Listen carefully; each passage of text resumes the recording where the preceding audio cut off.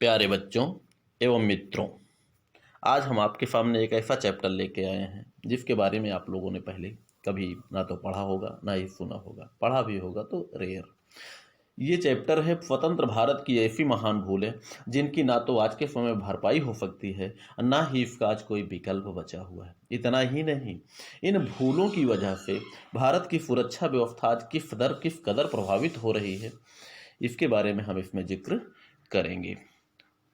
और यह वीडियो हमारे परम पूज्य गुरुदेव डॉक्टर अभय कुमार सिंह, जो कि साकेत महाविद्यालय के प्राचार्य हैं, के एक लेख पर आधारित है, या यूं कहा जाए कि उनका संपूर्ण लेख ही हमने इसमें समाहित कर दिया है।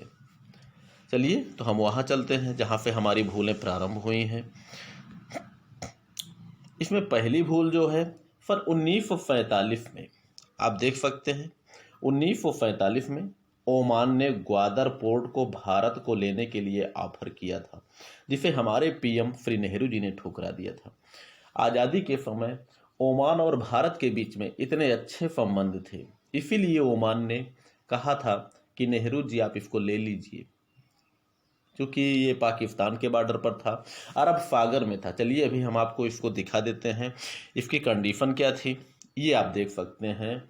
ये है मैप, ये है भारत, ये है पाकिस्तान, और ये जो ग्वादर पोर्ट है बिल्कुल इसी स्थान पर है। आप जहाँ पर हम क्लिक कर रहे हैं बिल्कुल देख सकते हैं, इसी स्थान पर ये ग्वादर पोर्ट है, बिल्कुल इसी क्या और बल्कि नज़दीक ही है, बिल्कुल पाकिस्तान पे लगा हुआ अरब सागर में।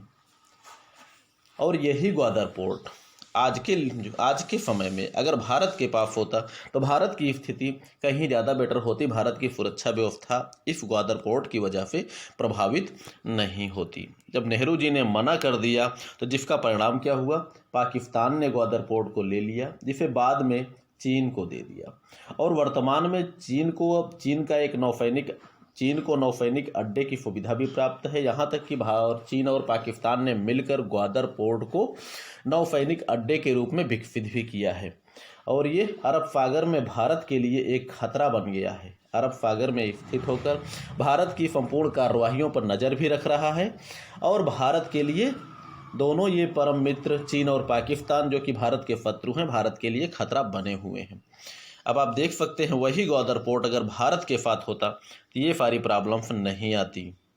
दूसरी भूल जो है वो है 1948 में बलूचिस्तान के नवाब खान ने नेहरू जी को बाकायदा पत्र लिखकर अनुरोध किया था कि बलूचिस्तान को भारत में शामिल करने की महान कृपा करें। हम भारत के साथ रहना चाहते हैं, पाकिस्तान के साथ नहीं रहना चाहते, लेकिन हमारे पीएम श्री नेहरू जी ने इनकार कर दिया।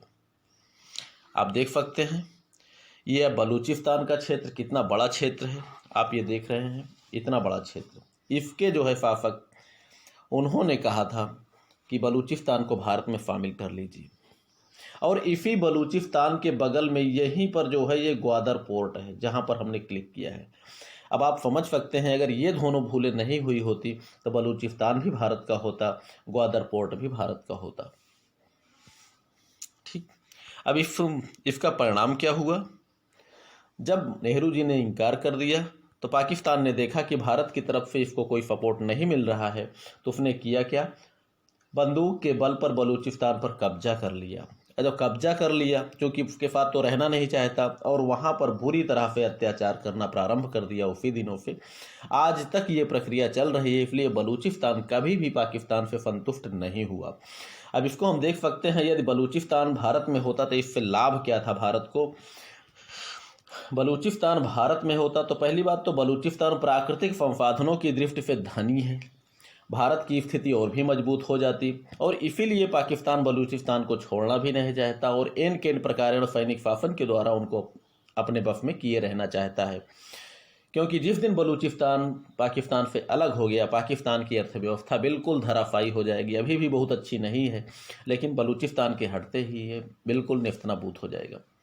और देख सकते हैं पाकिस्तान की स्थिति कमज़ोर होती, और ये ग्वादर पोर्ट जो है ये बलूचिस्तान के बगल में है, इसकी समस्या ही नहीं होती, क्योंकि ग्वादर पोर्ट नज़दीक में है। संभवतः ये भी भारत का ही होता, या फिर नज़दीक भी होता तो भारत चारों तरफ से भारत का होता, तो भारत के बीच में अगर एक ग्वादर पोर्ट, एक नौसैनिक अड्डा होता चीन और पाकिस्तान का, तो ये भी घिरा ही होता।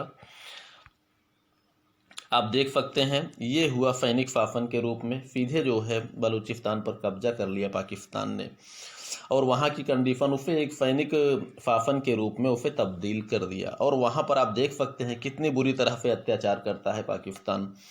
इतना ही नहीं, बलूचिस्तान के मुसलमानों के साथ भी किस तरह भेदभावपूर्ण व्यवहार करता है, अर्थात हर समय आने जाने पर भी तलाशी लेता है, क्योंकि ये विद्रोही गुट वहाँ पर, क्योंकि पाकिस्तान के साथ नहीं रहना चाहते थे बलूच, इसीलिए पाकिस्तान जो है वहाँ पर अत्याचार करना शुरू किया, भेदभाव करना शुरू किया, बिल्कुल उसी तरह जैसा यह पूर्वी पाकिस्तान के साथ करता रहा है। चलिए आगे बढ़ते हैं हम लोग। और स्थिति भारत की क्या होती? अरब सागर में भारत की स्थिति मजबूत होती, क्योंकि बलूचिस्तान और ग्वादर पोर्ट दोनों मिलकर अरब सागर में भारत की स्थिति को मजबूत करते। और सीपीईसी अर्थात चीन पाकिस्तान इकोनॉमिक कॉरिडोर, इसका फुल नाम है, के बारे में कभी नहीं सोच पाता अगर बलूचिस्तान भारत का होता तब।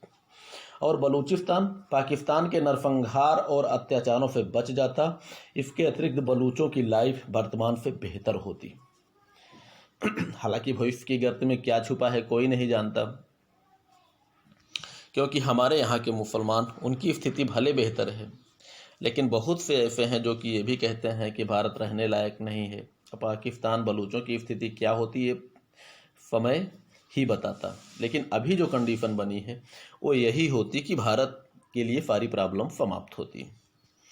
चलिए आगे बढ़ते हैं। तीसरा नंबर है, सन 1948 में कश्मीर मामले को नेहरू जी ने संयुक्त राष्ट्र संघ में ले जाकर सबसे बड़ी भूल की थी। अब देख सकते हैं नेहरू जी ने सीधे इसको संयुक्त राष्ट्र संघ में उठाया, जिसका परिणाम क्या हुआ? संयुक्त राष्ट्र संघ ने जो पंचनिर्णय लिया था, पंचनिर्णय द्वारा जो वो क्या बोलते हैं कश्मीर समस्या का जो विकल्प सुझाया था, उसे ना तो नेहरू जी मानने के लिए तैयार थे, ना ही मोहम्मद अली जिन्ना। चलिए देखते हैं इसका परिणाम क्या हुआ। कश्मीर अंतर्राष्ट्रीय विवादित क्षेत्र बन गया और संयुक्त राष्ट्र संघ के पंचनिर्णय के फैसले को ना तो भारत ने स्वीकार किया, ना ही पाकिस्तान ने। विवाद अभी तक ज्यों का त्यों ही बना हुआ है। धरती के फर्श को पाकिस्तानी आतंकवादियों ने नरक बना दिया और भारतीय जवान कब का कश्मीर को खाली करा लिए होते अगर ये मैटर संयुक्त राष्ट्र संघ में नहीं गया होता तब। अब संयुक्त राष्ट्र संघ में जाने की वजह से अंतर्राष्ट्रीय विवादित क्षेत्र बन गया। अब भारतीय जवान अगर कश्मीर को खाली भी करा लेते तो इससे विवाद और बढ़ जाता, या फिर हो सकता है कश्मीर पर जो पंचनिर्णय हुआ था ये स्थिति भारत के लिए घातक बन सकता था।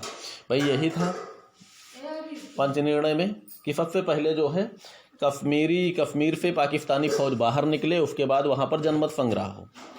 अब पता लगा ना तो उस पर भारत को भरोसा था ना पाकिस्तान को, क्योंकि ना तो कश्मीरियों ने कभी विद्रोह किया था पाकिस्तान में मिलने के लिए, और ना ही भारत, वहाँ पर मुस्लिम जनता अधिक होने के कारण भारत पूर्णतः विश्वास कर पाया उन पर कि ये भारत में मिलने के लिए भारत के पक्ष में मतदान करेंगे। ठीक, अर्थात समाधान का विकल्प ही समाप्त हो गया और कश्मीर समस्या ज्यों की त्यों बनी हुई है। आगे हम देख सकते हैं अगली नेहरू जी की भूल जो थी वो थी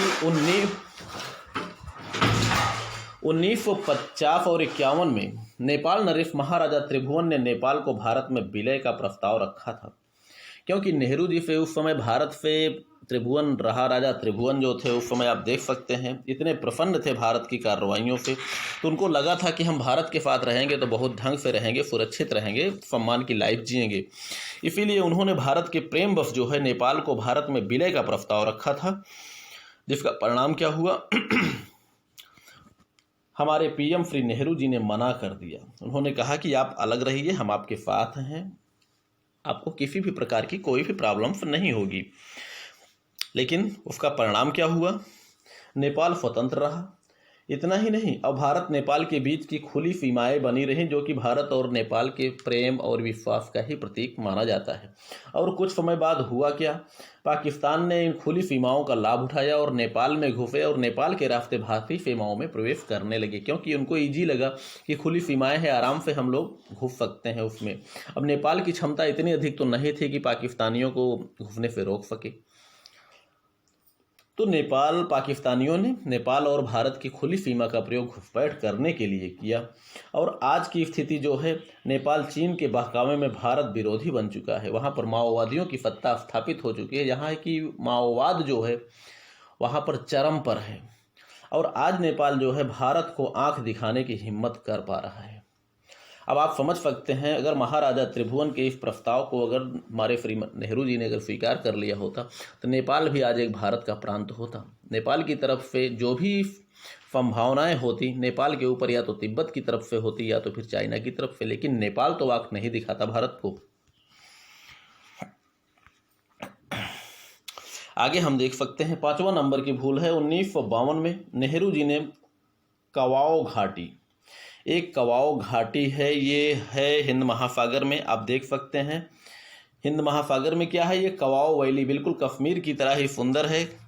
आप देख सकते हैं ये इस स्थान पर है, यहाँ पर पूर्वोत्तर क्षेत्र में ये है, बिल्कुल पूर्वोत्तर क्षेत्र में म्यांमार और जो है भारत के पूर्वोत्तर क्षेत्र के बिल्कुल बॉर्डर पर है कवाओ वैली, जो कि कश्मीर की ही तरह सुंदर है। इसको हमारे नेहरू जी ने किया क्या, इसके बारे में पढ़ लेते हैं। ये कश्मीर कवाओ घाटी जो है 22,327 वर्ग किलोमीटर का क्षेत्र है। इन्होंने वर्मा को दान में दे दिया। भाई दान में इसलिए दे दिया, ऐसे दे दिया जैसे ये मोतीलाल नेहरू की संपत्ति हो या स्वयं इनकी संपत्ति हो। ये कश्मीर जैसा ही सुंदर और रमणीक स्थान था।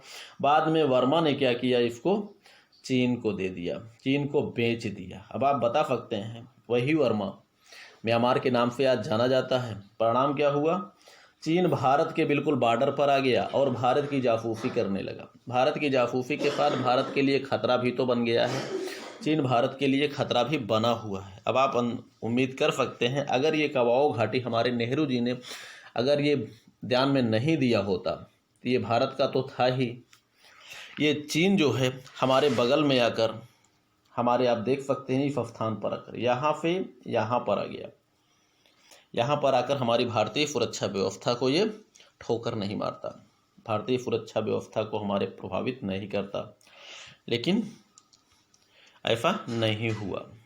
चलिए आगे बढ़ते हैं हम लोग। और आज़ादी के तुरंत बाद एक और भूल आप देख सकते हैं, शायद ये बहुत बड़ी भूल मानी जा सकती है, हालांकि भूलें इसमें जो कुछ भी हैं कोई कम नहीं है और इन्हीं की वजह से भारत आज परेशानियों के गर्त से जूझ रहा है। आज़ादी के तुरंत बाद अमेरिका ने भावर को न्यूक्लियर पावर बनाने के लिए प्लांट लगवाने का ऑफर दिया था, लेकिन हमारे शांति प्रेमी श्री नेहरू जी ने इसे मना कर दिया। नहीं डाल दें, हाँ, हमारे नेहरू जी ने मना कर दिया न्यूक्लियर प्लांट। आज आप समझ सकते हैं अगर आज़ादी के तुरंत बाद अगर भारत के पास न्यूक्लियर प्लांट होता तो भारत आज महाशक्तियों की श्रेणी में होता, जो कि भारत में न्यूक्लियर प्लांट जाकर काफ़ी मशक्क़त के बाद 1974 में परमाणु विस्फोट किया गया।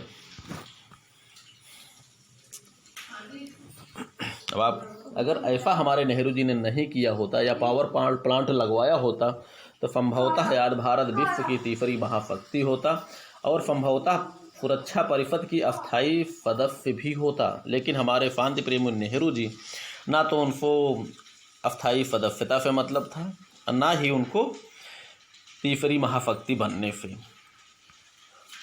आप देख सकते हैं ये है पावर प्लांट। अगला है 7वां।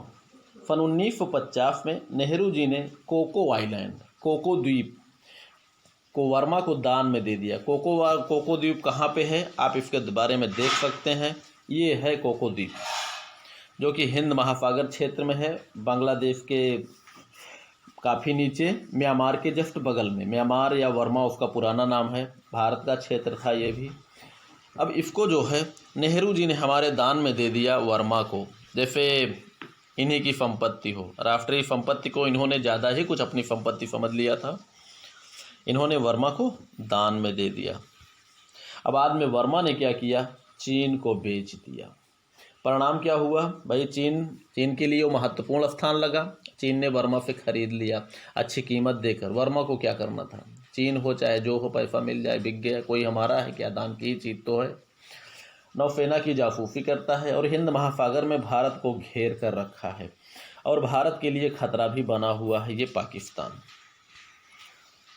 अब अंदाज़ा आप लगा सकते हैं हमारी ये भूलें जो है कभी पूरी नहीं हो सकती, ना ही कभी इसकी भरपाई हो सकती है।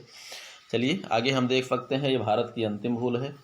भारत को संयुक्त राष्ट्र सुरक्षा परिषद का अस्थायी सदस्य बनने का अमेरिका का ऑफर मिला था, जिसे बड़ी इज्जत, सम्मान एवं विशाल हृदय का परिचय देते हुए हमारे प्रधानमंत्री श्री नेहरू जी ने चीन को दिलवा दिया। इससे बड़ी भूल और क्या हो सकती है। अब आप देख सकते हैं परिणाम क्या हुआ। आज भारत के लिए अस्थायी सदस्यता की जरूरत है सुरक्षा परिषद में, लेकिन नहीं मिल पा रही है। कारण कौन है? वही कारण जिसके सामने विशाल हृदय का परिचय हमारे श्री नेहरू जी ने दिया था। आज भारत अस्थायी सदस्यता के लिए प्रयासरत है और चीन नहीं चाहता कि भारत अस्थायी सदस्य बने। आज चीन भारत की अस्थायी सदस्यता के रास्ते में सबसे बड़ा रोड़ा बना हुआ है, जबकि भारत अस्थायी सदस्य बहुत पहले ही बन गया होता, क्योंकि चीन को कोई भी राष्ट्र पसंद उस समय नहीं करता था। जबकि उस समय अमेरिका जैसे राष्ट्र जो पसंद भी करते थे वो चीन का शासन वो ताइवान को ही मानते थे। लेकिन हमारे नेहरू जी के लिए ये संभव नहीं हुआ। अब आप उम्मीद कर सकते हैं कि हमारी जो है ये जो भूलें की गई, हमारी जो भूलें की गई या जो हुई जो है, एक बार हम इसको पार्ट में रिपीट करते हैं, फिर उसके बाद हम समाप्त करते हैं धीरे धीरे। अब आप देख सकते हैं इसमें पहली भूल, जैसे ग्वादर पोर्ट अगर हमारे पास होता तो हिंद महासागर में हमारे लिए कोई प्रॉब्लम, ये अरब सागर में हमारे लिए कोई प्रॉब्लम नहीं होती। जबकि उस समय ओमान सीधे ग्वादर पोर्ट को भारत को लेने के लिए ऑफर कर चुका था। आज हमारा उस पर सैनिक अड्डा होता, हमारी स्थिति मजबूत होती। दुश्मन का सैनिक अड्डा बन गया, उसकी स्थिति मजबूत हो गई और हमारे लिए खतरा पैदा हो गया। बलूचिस्तान अगर हमारा होता तो बहुत सारी चीज़ें, क्या बोलते हैं, बलूचिस्तान जो कि पाकिस्तान को हम एक तरफ से घेर सकते हैं, या हो सकता है पाकिस्तान हमसे दुश्मनी करने के लायक ही नहीं होता। लेकिन संभवतः ये भी भारत की किस्मत में नहीं था, यूँ कह सकते हैं हम। और बलूचिस्तान पर पाकिस्तानियों का अत्याचार नहीं होता, जो आज बिल्कुल उसी तरह अत्याचार हो रहा है जैसे कभी जो है पूर्वी पाकिस्तान पर इसने किया था। और बलूचिस्तानियों की या बलूचों की का जीवन जो है नर्क नहीं बना होता। और 1948 में नेहरू जी ने संयुक्त राष्ट्र संघ में मैटर को ले जाकर संयुक्त राष्ट्र संघ में अपने आप को शांतिवादी होने का प्रमाण तो दे दिया, लेकिन अपनी राष्ट्रीय हितों की उपेक्षा या अनदेखी इन्होंने कर दिया उसी समय। नहीं तो भारतीय जवान, अगर स्थिति बहुत कुछ बिगड़ी नहीं होती, तो भारत की नंबर 1 की फौज मानी जाने वाली हमारी थल सेना कब का जो है कश्मीर को पाकिस्तान से खाली करा ली होती। कब का क्या, 1948 में ही ये खाली हो चुका होता। और महाराजा त्रिभुवन ने जिस प्रकार नेपाल को भारत में विलय का प्रस्ताव रखा था, हमारे प्रधानमंत्री नेहरू जी अगर इसको स्वीकार कर लिए होते तो ये आज के समय में नेपाल ना तो आंखें दिखाता और ना ही चीन के सपोर्ट में जाता, और ना ही पाकिस्तान से होकर घुसपैठी इन खुली सीमाओं का प्रयोग करके हमारे भारत में प्रवेश करते। और 1952 में अगर कवाओ घाटी अगर हमारे नेहरू जी ने दान में नहीं दिया होता तो संभवतः जो है हमारी सीमाओं पर हमारा प्रबल शत्रु चीन जो है हावी नहीं होता।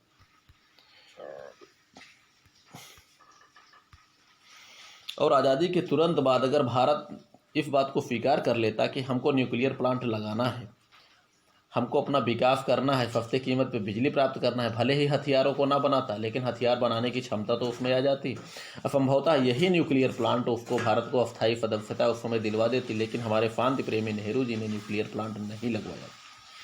उनको लगा था कि हम कोयले से ही काम चलाते रहेंगे, अर्थात विकास की ओर उन्होंने ध्यान नहीं दिया। पर 1950 में कोको आइलैंड, जो कि हमारे हिंद महासागर क्षेत्र में भारत के बगल में बैठा है, यहाँ चीन का कोई और जो है ना तो द्वीप था ना ही कोई सपोर्टर था। अब ये कोको आइलैंड को जो है इन्होंने वर्मा को दान में दे दिया, बाद में वर्मा ने चीन को बेचा, और चीन को भी यहाँ हिंद महासागर क्षेत्र में, क्या बोलते हैं, ये बंगाल की खाड़ी के नीचे वाले क्षेत्र में भी आने का मौका चीन को भी मिल गया, जो कि एक प्रकार से भारत को घेर कर रखा हुआ है और भारत की सुरक्षा के लिए खतरा बना हुआ है। और सुरक्षा परिषद के ऑफर को जो है इन्होंने अस्वीकार कर दिया था हमारे श्री नेहरू जी ने। आज वही जो है जिसको दिलवाया था उन्होंने, चीन को दिलवा दिया था अस्थायी सदस्यता, और वही चीन जो है आज नहीं चाहता कि भारत अस्थायी सदस्य बने। इतना ही नहीं, आज के लिए जो देखा जाए, अब उम्मीद आप कर सकते हैं कि हमारे श्री नेहरू जी में कितनी अधिक दूरदर्शिता थी और कितने अधिक विद्वान थे। इतना ही नहीं, नेहरू जी के प्रधानमंत्रित्व के चुनाव में भी, नेहरू जी के सत्ता संघ में भी हमने एक मैटर इंटरनेट से लिया है, शायद गलत हो या सही होना चाहिए क्योंकि इतिहास में भी इसका वर्णन है।